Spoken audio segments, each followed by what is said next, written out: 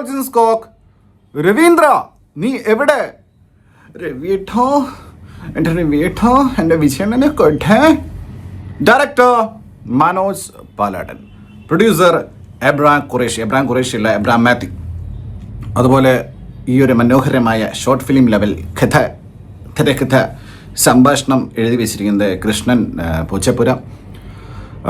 മഹാദേവൻ തമ്പിയാണ് director of photography. ചില സീനിലൊക്കെ ഫോക്കസ് ഔട്ട് ഉണ്ട്, ഇനി ബ്രില്യൻസ് ആണോ അറിയില്ല. ഒരു സീനിൽ സൂപ്പർ മാർക്കറ്റിൽ നമ്മുടെ അനൂപ് മേനോൻ എന്തോ സാധനം വാങ്ങിക്കോ ശിവബ്രഹ്മൻ്റെ കൂടെ. അപ്പോൾ ഒരു പ്രാധാന്യം ഇല്ലാത്ത ഏതോ ഒരു കളവൻ പുറകെ നിൽക്കുന്നു, അയാളെ ഫോക്കസ് ചെയ്ത് വെച്ചേക്കുന്നത്. Anoop Menon focus out. അതായത് പറഞ്ഞാൽ ചിലപ്പോൾ ബ്രില്യൻസ് ആയിരിക്കും, അറിയില്ല. എഡിറ്റർ സിയാൻ ശ്രീകാന്ത്, പ്രത്യേകിച്ച് ഒന്നും പറയാനില്ല. പിന്നെ ഇതിൻ്റെ മ്യൂസിക്കും ഒറിജിനൽ സ്കോറും ചെയ്തിരിക്കുന്ന പ്രകാശ് ഉള്ളിയേരി. എന്തുവാ അത് എൻ്റെ പൊന്നോ, ഇതുപോലത്തെ വെറുപ്പിക്കൽ സ്കോറിങ്ങും ടൈറ്റിൽ കാർഡ് മുതൽ വെറുപ്പിക്കൽ പരിപാടി. ചിലപ്പോൾ ഈ പടത്തിന് മൂഡ് പിടിച്ച് ചെയ്തായിരിക്കും. എനിക്ക് ഇങ്ങനത്തെ സാധനം കേൾക്കുമ്പോഴേ ഇറിറ്റേഷൻ വന്നിട്ട് സഹിക്കാൻ പറ്റൂല. പിന്നെ കുറേ പാട്ടുകൾ, മഴപ്പാട്ടും മറ്റേ പാട്ടും സിന്ധിപ്പാട്ടും, അങ്ങനെ മൊത്തത്തിലുള്ള പരിപാടികൾ.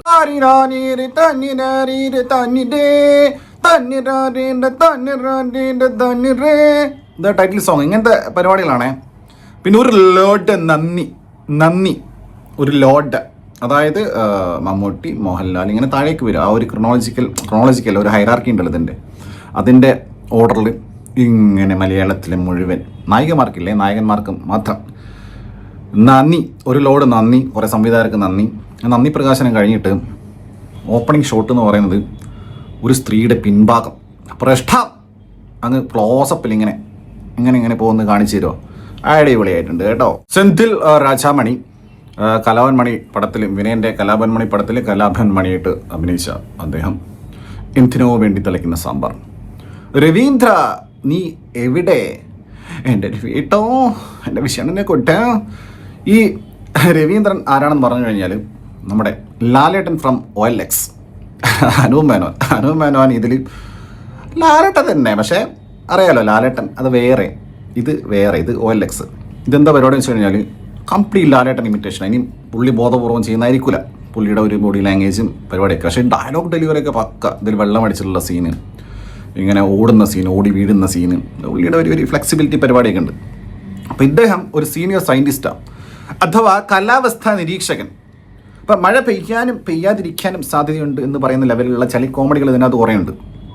എനിക്ക് പ്രധാനമായിട്ടും ഭയങ്കര വിയോജിപ്പ് തോന്നിയിട്ടുള്ള കാര്യം, പൊതുവെ ഈ കാലാവസ്ഥാ നിരീക്ഷണം നടത്തുന്ന സയൻറ്റിസ്റ്റുകളെ ഒരുമാതിരി കളിയാക്കുന്ന പരിപാടി ഉണ്ടല്ലോ. ഈ പറഞ്ഞ മഴ പെയ്യാനും പെയ്യാതിരിക്കാനും സാധ്യതയുണ്ട് പറഞ്ഞാൽ അങ്ങനെയല്ല. അവർ അത്രയും ജീനിയസ് ആയിട്ടുള്ള ആളുകളാണ് ഇതിൽ വർക്ക് ചെയ്യുന്നത്.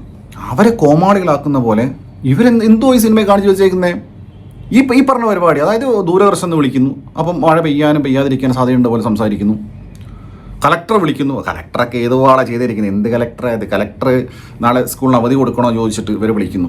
അപ്പോൾ ഇവർ നാളെ മഴ പെയ്യും എന്ന് പറയുന്നു, അവധി കൊടുക്കുന്നു. അല്ലെങ്കിൽ തിരിച്ച് മഴ പെയ്യില്ല എന്ന് പറയുമ്പം അവധി കൊടുക്കുന്നില്ല, അതിൻ്റെ വൈസ് വേഴ്സ സംഭവിക്കുന്നു. ഇങ്ങനെ അതിൻ്റെ ഓപ്പോസിറ്റ് സംഭവിക്കുന്നു.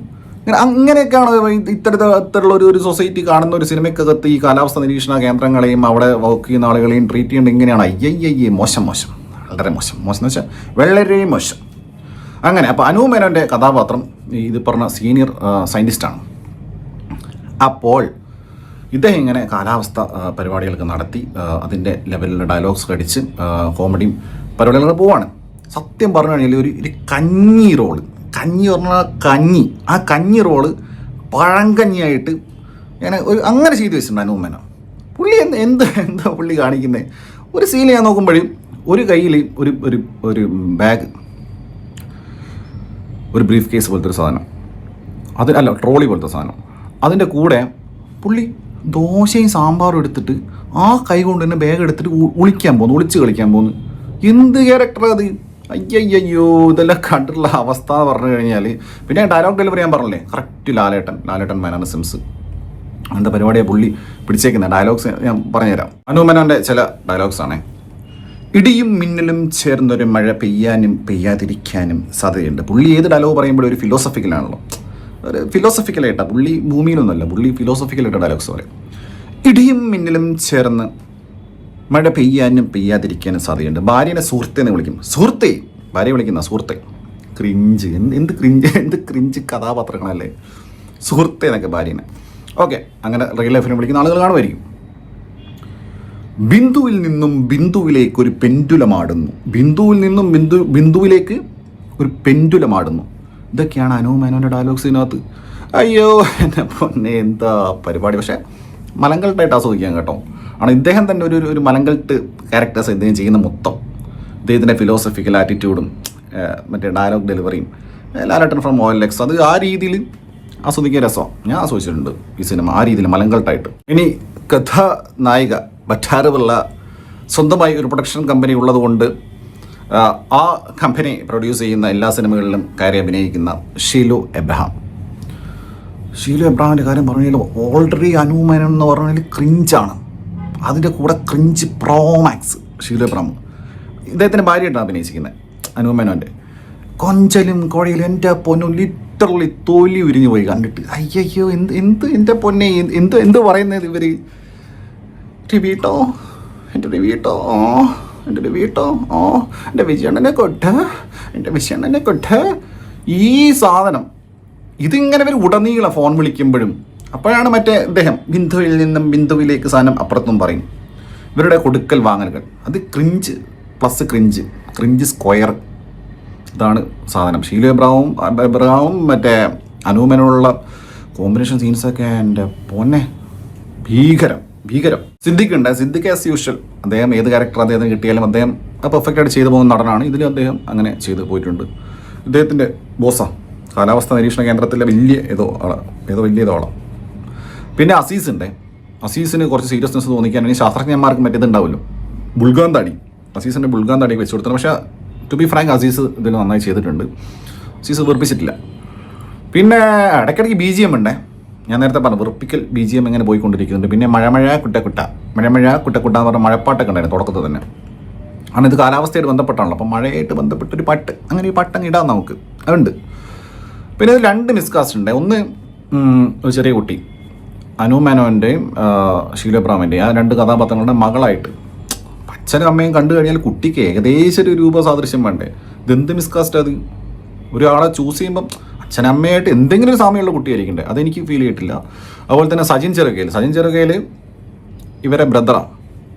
ഷീലു എബ്രഹാമിൻ്റെ കഥാപാത്രൻ്റെ ബ്രദറാണ്.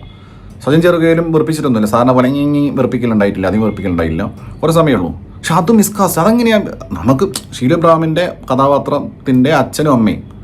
അപ്പോൾ ഇത് ഒരാളെ കണ്ട ഷീലു എബ്രഹാമിൻ്റെ കഥാപാത്രത്തിൻ്റെ ബ്രദറാന്ന് തോന്നണ്ടേ, എന്തെങ്കിലും ഒരു ബന്ധം വേണ്ടേ ബ്രദറിന്. ഇതെന്തിങ്ങനെ കാസ്റ്റ് ചെയ്യുന്നത് എനിക്ക് ഐ ഡോണ്ട് നോ.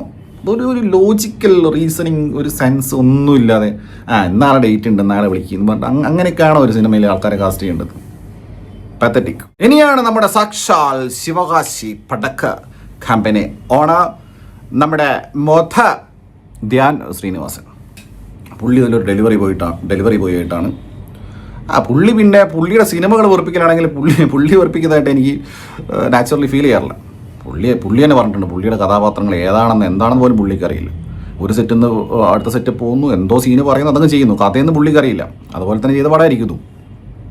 അപ്പോൾ ധ്യാൻ ശ്രീനിവാസൻ അദ്ദേഹം ഇതിനകത്തുണ്ട്. അദ്ദേഹത്തിന് സീൻസ് കുറവാണ്. കൂടുതലും അനു മേനോനും ഷീലു എബ്രഹാം തന്നെയാണ്. ലാസ്റ്റ് ധ്യാനും അനു മേനോനായിട്ടുള്ള ചില കോമ്പിനേഷൻ സീൻസൊക്കെ ഉണ്ട്. അതൊക്കെ കൊള്ളാൻ രസമുണ്ടായിരുന്നു. പക്ഷേ പടം മൊത്തത്തിൽ അസഹനീയമാണ്. ധ്യാനെ വല്ലാതെ അപരാധിക്കാനൊന്നുമില്ല. കാരണം പുള്ളി ഡേറ്റ് കൊടുത്തു, പുള്ളി ക്യാഷ് വാങ്ങി, പുള്ളി ചെയ്തിട്ട് പോയി, അത്രേ ഉള്ളൂ. സുരേഷ് കൃഷ്ണയുണ്ട്. പുള്ളി അദ്ദേഹത്തിൻ്റെ ക്യാരക്ടർ നന്നായി ചെയ്തിട്ടുണ്ട്. പിന്നെ MLA ആയിട്ട് ഒരാൾ വരുന്നുണ്ട്. ഇതിൽ അതാ പറഞ്ഞേ, ഇങ്ങനെ കലക്ടർ MLA ഇവരൊക്കെ എവിടെ നിന്ന് കിട്ടുന്നത്? ഒരു അഭിനയിക്കാൻ അറിയാത്ത ആൾക്കാർ ഇങ്ങനെ കയ്യൊക്കെ നീട്ടിയിട്ടൊക്കെ അഭിനയിക്കുന്നു. MLAയുടെ ഡയലോഗ് ഡെലിവറിയൊക്കെ കാണേണ്ട സൈസാണ്. പിന്നെ മേജർ രവി ഉണ്ട്, പുള്ളി ഒരു പോലീസ് ഓഫീസറായിട്ടാണ്. പിന്നെ നമ്മുടെ ഹൈദരാലി, യുവനടൻ ഹൈദരാലി, അദ്ദേഹം ആസ് യൂഷ്വൽ ന്യൂസ് റീഡറായിട്ട് തന്നെയാണ്. വായന പുള്ളി നന്നായിട്ട് ഇതിൽ വായിച്ച് പോയിട്ടുണ്ട്, ന്യൂസ് വായിച്ചിട്ടുണ്ട്. അത്രയൊക്കെയാണ് ഈ സിനിമ എന്ന് പറയുന്നത്. പിന്നെ ഇതിൽ അനു മേനോൻ ഒരു സംശയരോഗിയാണ്, ഒരു സംശയരോഗിയായിട്ടുള്ള ഒരു ഭർത്താവ്. ഇതിൻ്റെ ഒരു ബേസ് പ്ലോട്ടൊക്കെ ഒരു സിനിമയാക്കി എടുക്കാൻ പറ്റുന്നതൊക്കെയായിരുന്നു. പക്ഷേ സംഭവം തീരെ ഒത്തില്ല. പിന്നെ മലങ്കൾട്ടായിട്ട് ഞാൻ ഈ സാധനം ആസ്വദിച്ചിട്ടുണ്ട് എന്നൊരു ഫാക്റ്റാണ്. പിന്നെ സമയം വളരെ കുറവാണ്, 2 മണിക്കൂർ താഴെയുള്ളൂ. പക്ഷെ എന്നാലും അത് നീങ്ങി കിട്ടാൻ പാടാം. കണ്ട് ഒപ്പിച്ചിട്ടുണ്ട്. ഈ സിനിമ കണ്ടു കഴിഞ്ഞപ്പോഴേ എനിക്ക് ചോദിക്കാൻ തോന്നിയത്, രവീന്ദ്ര നിനക്ക് ഓളമാണോ?